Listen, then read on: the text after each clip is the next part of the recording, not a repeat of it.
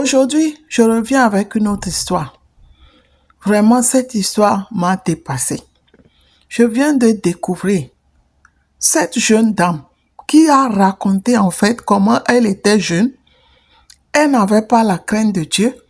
Elle vivait vraiment une vie terrible. Sa vie avec des hommes, que ce soit du gouvernement, que ce soit etc. Donc, à l'entendre parler, sûrement c'était avec des hommes sectaires. Elle a raconté aussi comment une de ses amies est allée faire les pactes, vous savez, pour pouvoir être riche. Et parfois, je pense qu'elle marchait même nue pour pouvoir être riche. Vous savez, je suis dépassée. Et à la fin, elle a témoigné. Et apparemment, cette jeune dame, pas celle qui raconte, mais l'amie qui a fait les pactes a dû perdre sa vie d'une façon mystérieuse. Vraiment, l'histoire est... Je ne peux pas vous dire. Je vous invite vraiment à écouter. Que vous-même vous tirez leurs leçons. Dans cette vie, tout commence par la crainte de Dieu. Lorsqu'on n'a pas la crainte de Dieu, on s'adonne vraiment à une vie que finalement on finit par regretter. La sagesse commence par la crainte de Dieu. D'abord, reconnaître le Seigneur Jésus-Christ comme son Seigneur et Sauveur personnel. Le recevoir dans sa vie. Vous savez, maintenant, s'adonner totalement, de tout son cœur, à servir Dieu. Et cela, en général, va permettre à ce qu'on ne s'adonne pas à une vie n'importe comment. Cela ne veut pas dire que si vous êtes vraiment accroché à Christ, vous n'aurez pas de problème. Vous serez tenté. Parfois, vous pouvez même chuter et vous relever. Mais il faut revenir à Dieu, confesser ses péchés pour pouvoir continuer la marche avec Jésus-Christ. Alors, sans plus tarder, sans beaucoup parler, je vous invite vraiment à écouter cette vidéo jusqu'au bout et puis abonnez-vous, commentez les vidéos et partagez. Cela va aider à ce qu'on continue toujours par faire ce genre de vidéos. Alors, je vous laisse regarder et à très bientôt pour une autre histoire. Ça se passe en 2011 à Libreville. À l'époque, je faisais partie des filles qu'on appelle dans les affaires de placement. À l'époque, on n'appelait pas ça les placements, on nous appelait les hôtesses. Donc c'était un peu ça, j'étais parmi et on était franchement la plus vieille, elle avait 20 ans. Donc moi je suis rentrée dedans, j'avais 16 ans, 17 ans. Par une amie, elle m'a dit, en plus j'étais une petite suiveuse. J'étais une petite suiveuse et tout, je connaissais pas trop ma place et je voyais d'autres filles qui étaient métisses comme moi et qui me disaient non mais viens, toi tu es belle, toi tu sors avec ton petit copain, il va rien te donner. Donc tu es métisse, hein? Oui, j'étais il y avait que les métisses dedans à mon époque. Je vous parle de ça, c'est en 2011. Il y avait que les métisses et on nous appelait les hôtesses. Donc tu rentres comme là-bas si tu es métisse et jeune. Donc c'est comme ça que certaines filles m'ont fait entrer dedans parce que voilà, elles me disent non mais tu es belle, tu vas pas sortir avec un petit garçon qui va rien te donner. Au moins tu vas aller avec quelqu'un, on va te présenter les gens et c'est comme ça que j'intègre le système. Donc avec le temps et tout, on sait comment ça marche. Et j'avais des copines, on va dire 2, que je vais appeler une Mimi et l'autre je vais appeler Kitty. Deux métisses aussi. Un jour, vu que moi on m'avait chassée de la maison parce que ma mère, elle n'approuvait pas la vie que je faisais, elle n'approuvait pas, elle savait pas d'où sortait l'argent que j'avais. Donc ma mère, elle ne voulait pas la vie là. Donc elle m'avait chassée de chez elle, que vu que je veux pas écouter ce qu'elle me dit. Donc elle m'a chassée de sa maison. Donc moi je suis allée vivre dans un quartier UP de Libreville, à la Sablière avec mes copines. Et là-bas moi j'étais libre de faire ce que je voulais. Et bon, souvent on nous invitait, vu qu'on était des hôtesses. Donc on nous invitait en Guinée, au Cameroun, à gauche, à droite. Donc on avait quand même les moyens. Et il s'avère qu'il y a un moment donné, on était en difficulté. Parce que ces messieurs-là, ils nous appelaient seulement qu'avec des numéros privés. Donc, ce qui fait que nous, on ne peut pas les appeler. Il n'y a que eux qui nous appellent. Donc, il y avait un moment, on ne nous appelait plus. Donc, on avait des difficultés à payer la maison. On vivait dans une maison qui coûtait 900 000. On ne travaillait pas. Donc, on avait des difficultés de payer. C'est comme ça qu'il y a Mimi qui me dit non, elle en a marre. Elle veut le vrai argent. Elle veut le vrai argent. C'est pas les miettes là qu'on nous donne, les 1 million, maxi 3 millions. Elle veut le vrai argent. Et même quand on nous donnait les 3 millions là, franchement, ce que le mec il va te faire, les 3 millions là, on vaut la peine pour ce qu'il va te faire. Ils avaient des pratiques terribles. Qu'aujourd'hui ça sort, mais c'est quelque chose qui est depuis 2011, les porte-à-porte, tout ça, ça existe depuis. Donc, ce qu'ils vont faire, ça vaut les 3 millions. Donc, souvent, on avait des difficultés comme ça. J'ai dit, bon, moi j'avais proposé, mais quittons la maison, on va aller habiter ailleurs. Non, jamais, on va pas retourner. T'as vu, dans les quartiers, moi je suis quand même une tismée. Je peux pas aller dans les trucs bizarres, ce que Mimi disait. Elle voulait le vrai argent. Donc c'est comme ça qu'il y a Kitty. Bon, pour moi, c'était mes amis. Pour moi, c'était mes amis, mais elles avaient d'autres copines. Donc ça qu'elle dit, non, mais tu sais, on peut aller voir un papa là, il est dans la route de tel endroit. Tu sais, les pratiques, c'est plus comme avant. Maintenant, on ne livre plus les parents, tout ça. Si tu veux entrer, si tu veux l'argent, tu donnes une partie de ton corps. J'ai dit ça, c'est quelle affaire? Elle dit non, mais tu peux donner le clitoris. Tu donnes ça, tu peux donner ton utérus, voilà, tu donnes quelque chose comme ça. Après, apparemment, ça intéressait beaucoup Mimi. Ça l'intéressait et tout. Elle dit non, mais est-ce qu'on peut avoir le vrai argent avec ça? Elle dit oui. En plus, à l'époque, en 2011-2012, donc il y avait la mode, c'était partir à Miami. Il fallait partir à Miami, il fallait avoir les belles voitures et tout. Elle dit non, mais moi je vais aller à Miami, vu qu'on traînait à soi avec certains amis homosexuels, que certains connaissent même, hein. Les anciens, ils connaissent. Il y a eu un homosexuel qui était vraiment en haut dans le pays. On marchait avec lui. Elle dit non, mais on nous traite comme des petites go. Donc nous aussi, on veut. On veut aussi. Et qu'on s'est dit, bon, d'accord. Donc, il y a eu un soir, elles ont dit, bon, on va aller voir le papa là. Mais le papa là, lui, on le paye qu'avec les 10 francs. J'ai dit que ça, c'est quelle affaire ça? Elle dit non, mais il est vers QOC. Quand tu prends la route, en tout cas, les gens, c'est vers, en tout cas, il y a une frontière vers le Cameroun là-bas, il est loin. Ou la Guinée. Oh non, mais il faut qu'on regroupe les 10 francs. Parce que lui, on le paye qu'avec les 10 francs.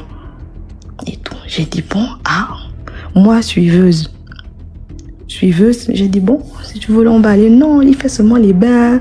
Mais sa consultation, c'est 10 000, mais il faut lui donner ça en 10 francs. Donc, on a pris 2 semaines à récolter les 10 francs. Nous, partout dans les centres commerciaux, pour ramasser les 10 francs partout. Et on comptait ça parce qu'il fallait que ça arrive à 10 000, les 10 francs. On a fini de récolter, on a pris 2 semaines. On a pu récolter, donc on a fait genre des petits sachets de 1000 francs en 10 francs. On a mis dans un sac. Voilà, nous voilà. On est parti à 6. Donc on avait 2 voitures et tout, parce que d'autres aussi partaient faire autre chose. Donc elles ont appelé leurs amis et tout.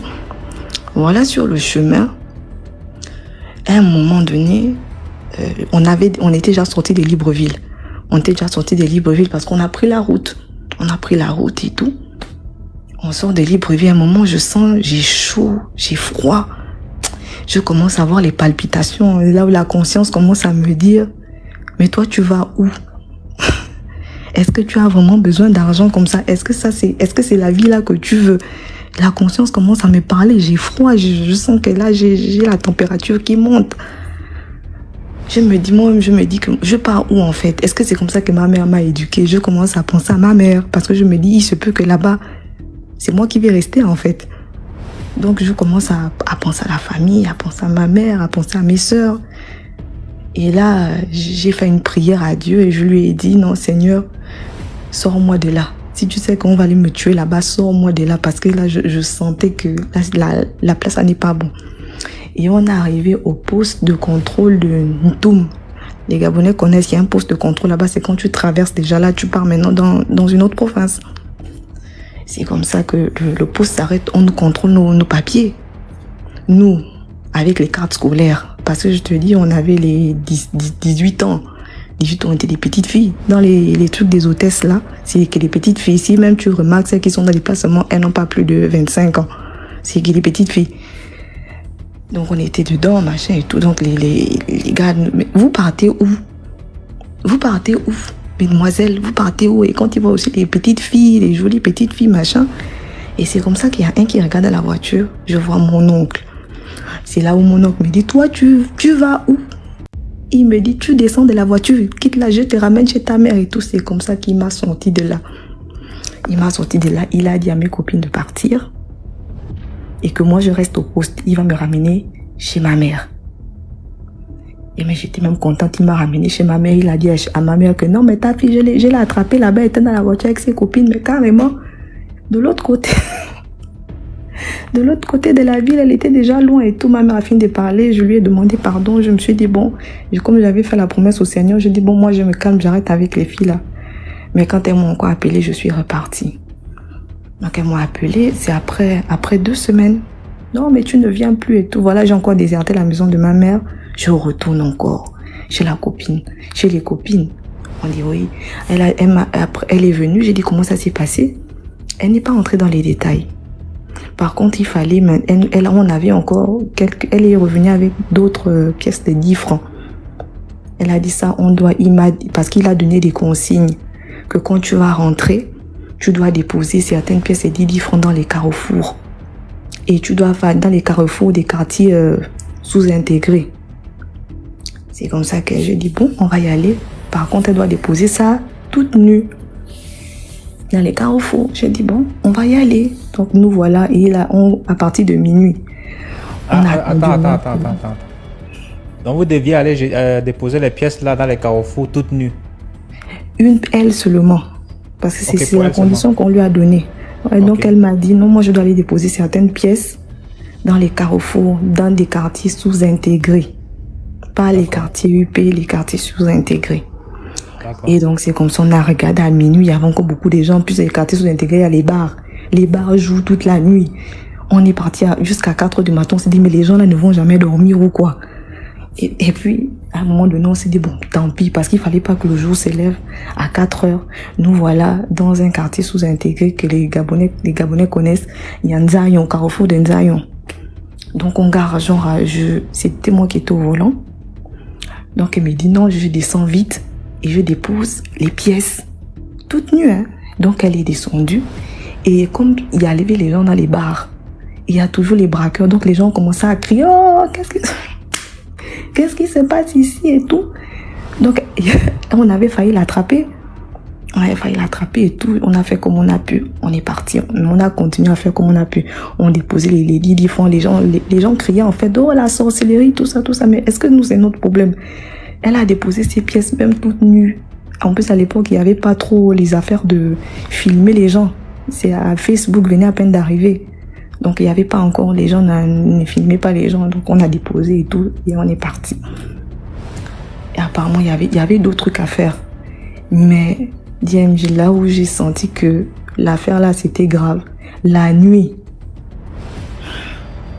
La fille là. Chaque jour, c'est un nouvel esprit qui vient parler. La dernière fois, une fois, je l'appelle Mimi et tout, on doit sortir. Elle me regarde, elle me dit, Mimi, c'est qui? Elle peut passer 4 heures en train de peigner les cheveux. Elle passait 4 heures et je ne savais pas d'où sortait son argent. Je ne savais pas. Peut-être que c'était dans les cheveux. Je ne savais pas. Elle sortait seulement. Dans son sac, il y a au moins 5 millions. Et elle donnait l'argent. Franchement, en plus à l'époque, il y avait le Waro, il y avait une boîte qui régnait. Donc quand on arrivait, on sait que on l'avait même surnommé Dollar. On l'avait surnommé Dollar à Libreville. Pour ceux qui se souviennent encore à l'époque, ceux qui ont grouvé connaissent le nom. Ouais, Roca les diamants, hein. Oh, franchement, elle avait l'argent. Vu qu'elle avait trop l'argent maintenant, ben, nous on n'était plus à son personnel. Moi, je n'étais plus à son niveau. Je peux pas me payer les billets d'avion pour aller à Miami quand je voulais. Je pouvais pas. Et franchement, j'avais peur. Surtout quand je voyais que la nuit, elle avait tous les jours les nouveaux esprits qui parlaient. Non. Je dis non, mais moi, ça m'a fait peur, en fait. Ça m'a fait peur. Et il y avait trop de choses. Comme elles ont vu que moi, je n'ai pas fait comme elles. Donc, naturellement, on s'est séparés. C'est la distance. Tu vois, c'était toujours moi qui les appelais, mais elle ne m'appelait plus. Elle m'appelait plus, elle trouvait que je ne suivais pas et tout. Et puis, je commençais à avoir des... Vous savez, la vie là... Tu peux faire la vie là quand quelqu'un il te donne 3 millions seulement pour certains trucs. Quand tu vois trop certaines choses, ça te traumatise après. C'est des choses qui rattrapent plus tard. Je te parle de ça. Aujourd'hui, on est en 2023. Mais toi, tu as eu quoi comme condition? Moi, j'ai juste vu beaucoup de choses. Mais s'il a demandé à ta copine de marcher une nuit et de poser des pièces, toi, tu as demandé de faire quoi? Moi, c'était moi qui étais au volant. Donc, moi, j'attendais qu'elle dépose et puis elle remonte dans la voiture. C'était moi qui étais au volant, mais moi, je n'étais pas partie avec eux. Je n'étais pas partie. Donc, elle faisait certaines choses. Elle avait le vrai argent. Mais la vie, là, ça commençait à me faire peur. Franchement, elle me faisait peur la nuit. Donc, du coup, j'ai demandé à rentrer chez moi. Je suis rentrée chez moi parce que je ne supportais plus de rester chez eux là-bas. Je ne supportais plus. Et puis, c'était moi qui courais derrière elle, en fait. Donc, moi, je suis rentrée. Elles ont continué à faire leur vie tranquille. Par contre, moi, les choses se sont aggravées pour moi. Elles sont devenues quoi, tes amis, là? Ouf. Elle est morte, en fait. Elle est morte. Oui, aujourd'hui, elle est décédée. Elle est décédée aujourd'hui. Et même moi, je ne vis plus au Gabon. Donc, quand elle est décédée en 2017. Non, 2018. 2019 par là. Elle est décédée. Et le pire, c'est que quand elle est décédée, quand j'ai appris son décès, donc j'ai contacté les autres et tout. On m'a dit non, elle est décédée. Donc, on a dit non, mais on revient à Libreville. On va venir honorer notre sœur. Parce que nous sommes les anciennes. On est les anciennes, on va venir l'honorer et tout. On était quand même les premières à rentrer dans vos histoires des placements là, mais on nous appelait les hôtesses. On a dit bon, on a loué des voitures. Dès qu'on vient, on fait le tour, on arrive à Libreville. Et tout, on achète la gerbe de fleurs et tout. Nous voilà, on arrive parce que son corps était chez sa famille et c'était même la première fois que je voyais sa mère. Je n'avais jamais vu sa mère. On fait le tour du cercueil DMJ. Il y avait les 10 francs dans le... Je te parle de ça, je tremble. Il y avait les 10 francs dans le cercueil. J'ai regardé ma copine qui était derrière moi. Je l'ai touchée en fait. Quand on est allé s'asseoir, je l'ai regardée. Tu as vu ce que j'ai vu? Elle me dit... Elle ne me répond même pas. En fait, elle tremblait seulement. Je l'attrape la main. Elle et moi, on tremblait. Je regarde une autre là-bas. L'autre a pris les crises. C'était vraiment un enterrement où les gens tombaient seulement. Les gens prenaient les crises n'importe comment. J'ai dit ça, c'est quelle affaire. Et je te parle de ça. Jusqu'à quand on l'a même enterré, même sa mère pleurait que c'est quelle histoire. Les 10 francs là sortent d'où? Parce que il y en avait dans le cercueil. Donc, comme elle était allongée, elle avait une robe. Il y avait les 10 francs. Quand on l'a enterré, donc on a creusé en bas, avant même qu'on ne mette le cercueil, dans le trou, il y avait les 10 francs. C'est là où sa mère a commencé à craquer. On avait appelé le prêtre. C'est quoi cette affaire qu'il y a les 10 francs partout? C'est quoi cette affaire, les 10 francs là? Donc le prêtre a commencé à prier. Une autre est tombée, a commencé à parler. Une autre est tombée. Et en fait, les gens prenaient les crises n'importe comment. J'ai dit ça, c'est que moi-même, j'ai commencé à trembler. Le père, c'est devenu la délivrance. Jusqu'à on a rendu son enterrement là privé. Ils ont rendu ça privé parce que les gens prenaient les trans et tout. Bon, nous, c'est franchement les filles qui prenaient les trans là. C'était, voilà, qu'on se connaissait déjà. On savait à peu près ce qu'il y avait eu. Donc, quand on a fini de l'enterrer, on a cimenté. En attendant que la dalle sèche. Les 10 francs ont encore apparu sur la dalle. Que sa mère était étonnée que qui met les 10 francs là? On ne veut même pas parler avec ça. J'allais dire quoi à sa mère? Sa mère est venue nous poser la question que les 10 francs là sortent d'où? On ne pouvait pas lui dire. Nous aussi on a dit, on ne sait pas en fait. Jusqu'à aujourd'hui, Sa mère, jusqu'aujourd'hui, les dernières nouvelles que j'ai eues, c'est que jusqu'aujourd'hui, elle a toujours les 10 francs à côté de sa tombe. Tu parles de sa tombe parce qu'il y a certains amis, quand ils rentrent à Libreville, ils partent déposer les gerbes de fleurs. Ils vont toujours au moins trouver les 10 francs à côté de sa tombe. Moi, je ne sais pas comment ça apparaît là. Un truc qui s'est passé depuis 2011. Jusqu'en 2023, on trouve encore les 10 francs. Je ne sais pas comment expliquer ça. Dire que la vie là, c'est pas simple. C'est ma force de trop chercher des choses. C'est comme ça. Et Kimi, elle est devenue folle.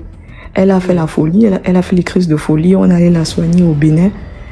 Maintenant, je la vois sur TikTok.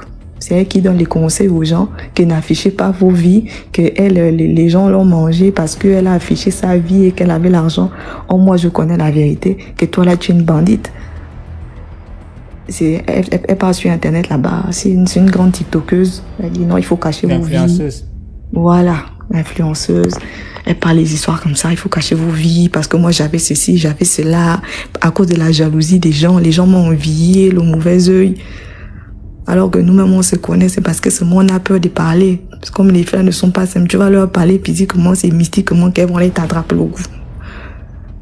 Donc, comme quoi, tout ce que vous écoutez sur TikTok, là, vous donnez des conseils que vous pouvez appliquer là. Méfiez-vous. Donc c'est un peu ça. Et dire aux filles, certaines, si elles sont encore dans les placements là, franchement, arrêtez. Dans les histoires là, moi je vais pas me mentir, je suis allée attraper la stérilité là-bas. Faut pas... C'est des trucs vraiment... Si c'est que je n'avais pas connu le Seigneur, c'est que ça devait être grave. C'est pas simple. Quand quelqu'un te donne 3 millions comme ça, mais les choses qu'il va te faire, si c'est pas qu'il veut que tu pisses sur lui, il veut seulement que tu craches dans sa bouche. La partie avant d'arriver au niveau de la secte là, toi tu faisais d'abord ça avec tes collègues, non?